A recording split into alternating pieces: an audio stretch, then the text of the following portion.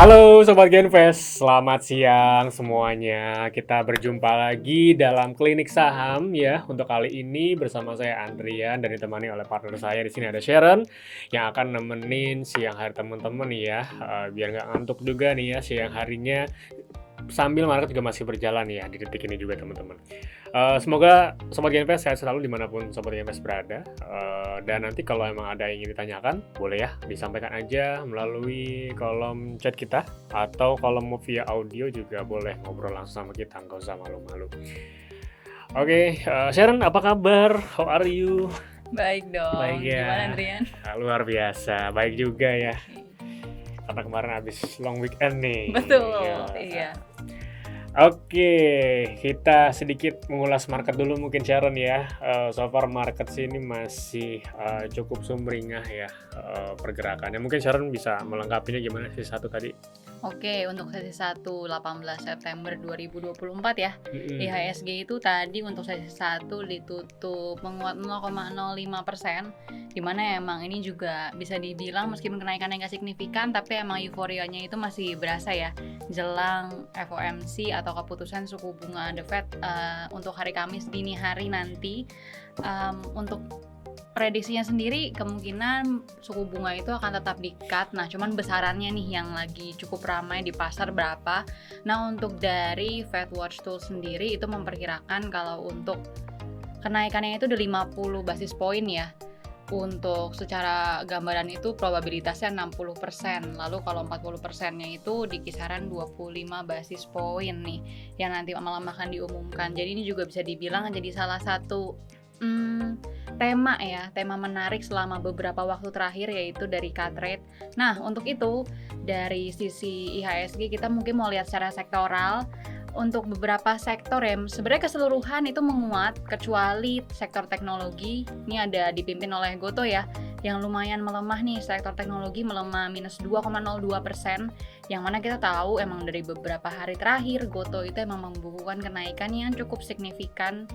Dan ini juga terkait dari investasinya dari Alibaba ya. Ini juga mendorong salah satunya itu kenaikan harga sahamnya yang lumayan naiknya itu menarik. Nah, selebihnya itu sektor terpantau menguat, dimana kalau untuk pertamanya itu ada sektor kesehatan menguat 1,15%. Jadi ini mungkin beberapa diantaranya itu ada Kalbe, Silo, Hill, ini menguat emang lumayan signifikan. Lalu ada properti juga yang cukup manggung ya, 0,99%. Nah, ini menarik nih, karena emang selain dari cut rate ada perpanjangan dari PPNBTP ya sampai Desember yang tadinya cuma sampai bulan Juni doang. Lalu selain itu juga sektor keuangan terpantau masih menguat 0,35%, yang mungkin kita bisa bilang mayoritas bank-bank kecil ya yang lumayan naiknya signifikan nih jelang FOMC nanti malam.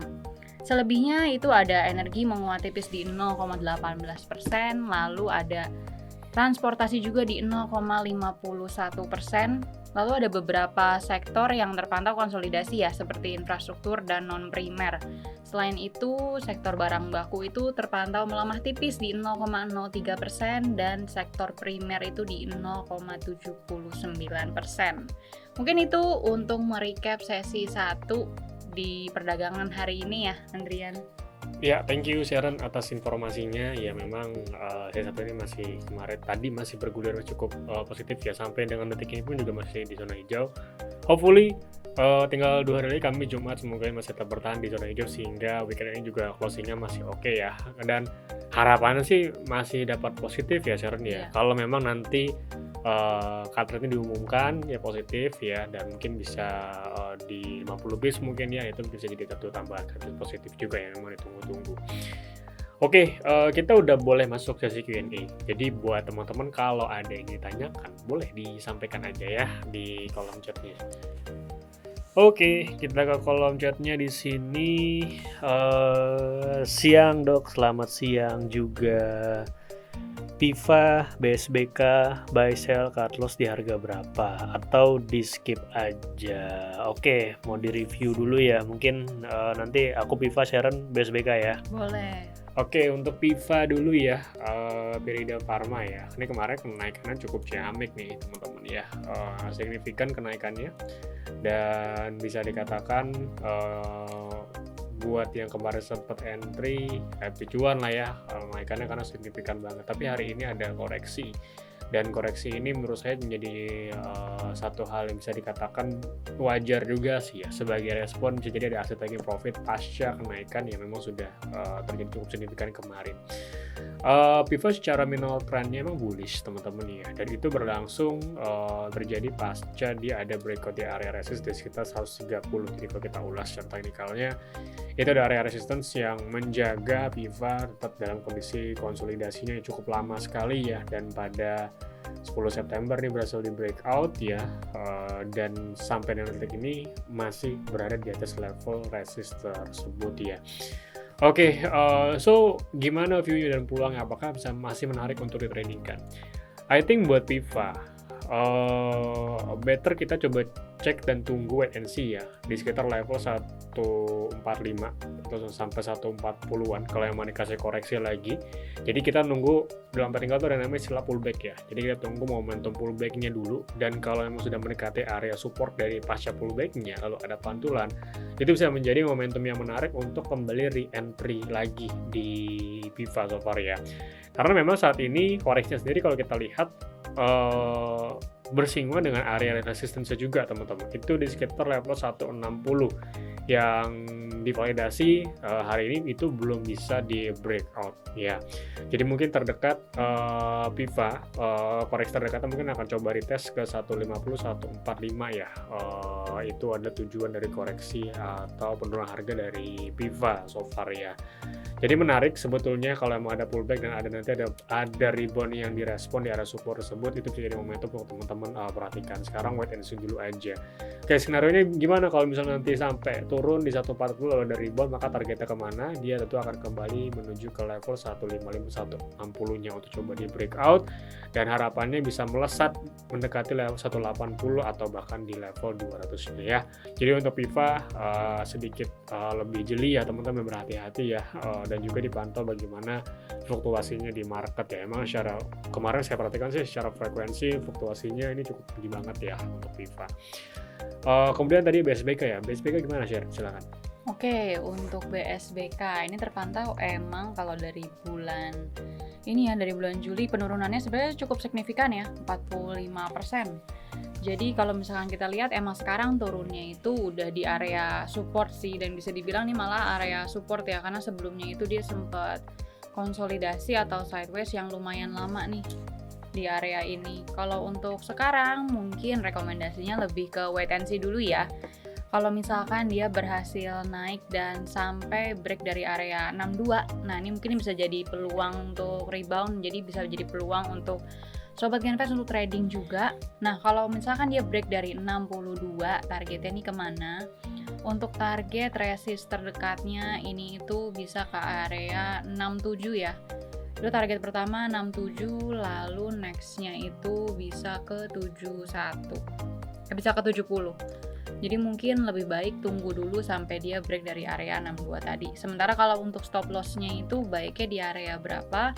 Bisa pertimbangin stop loss-nya itu di area 58 ya. Itu jadi tipis aja, tapi ini lumayan menarik sebenarnya kalau dia berhasil break dari area tadi yang tadi udah disampaikan.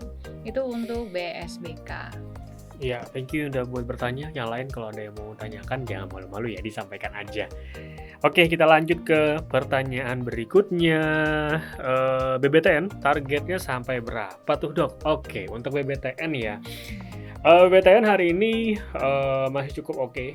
Movementnya masih di zona hijau teman-teman, dan sekaligus ini melanjutkan dari bullish trend secara minor termnya teman-teman ya. Dan kalau menurut saya sih lajunya ini berpotensi untuk coba menutup gap areanya, yaitu ada historical gap, dimana mungkin targetnya ke 1500 dulu yang akan coba di achieve. Kalau ini bisa achieve dan lanjut breakout nantinya, maka punya peluang akan ke 1530 1550 ya teman-teman ya. Jadi secara sementara terdekat sih ke 1500 dulu ya untuk BBTN-nya. Dan di sini saya melihat satu area support yang menarik, sebetulnya bisa dibilang sebagai area support kuatnya itu di sekitar level 1420 ya. Itu menjadi area level support kuat yang coba menopang harga di saat ini ya. Oke, untuk BBTN masih oke, jadi bisa dipantau. Buat yang mungkin udah sempat hold dari sekitar level 1370 ya atau 1400, kalau mau TP dulu sebenarnya udah oke ya. Di sekitar level-level saat ini 1470 sampai 1490 atau mendekati 1500 ya nanti ya. Oke, itu untuk BBTN-nya secara teknikalnya. Kemudian next, silakan Sharon. Oke, next ada pertanyaan, Dok. Gimana kabar pemangkasan suku bunga The Fed? Kabarnya baik ya. Terus sektor apa aja yang bakal terdampak dari cut rate ya? Terdampak positif tentunya ya. Oke, jadi kalau untuk cut rate sendiri emang sekarang itu proyeksinya belum berubah, dimana emang cut rate itu masih diperkirakan masih akan terjadi ya. Kita lagi tunggu untuk berapa besarannya dan kepastiannya lebih lanjut itu di FOMC tanggal 17 sama 18 di hari ini. Mungkin kalau jamnya waktu kita mungkin tuh akan tibanya itu di akhir ini ya, akhir hari, bahkan lebih tepatnya di dini hari. Lalu kalau untuk dari sisi saham-saham atau sektor-sektor apa aja sih yang akan diuntungkan dari si cut rate ini? Kalau untuk dari sisi cut rate itu memang ada cukup banyak ya sebenarnya sektor-sektor. Yang pertama itu ada bank, mungkin khususnya juga untuk bank-bank, bisa dibilang bank-bank kecil ya, bukan yang buku 4. Jadi ini juga jadi salah satu katalis positif karena emang biasanya cost of fund-nya mereka itu cukup besar ya kalau misalkan ketika suku bunganya itu tinggi.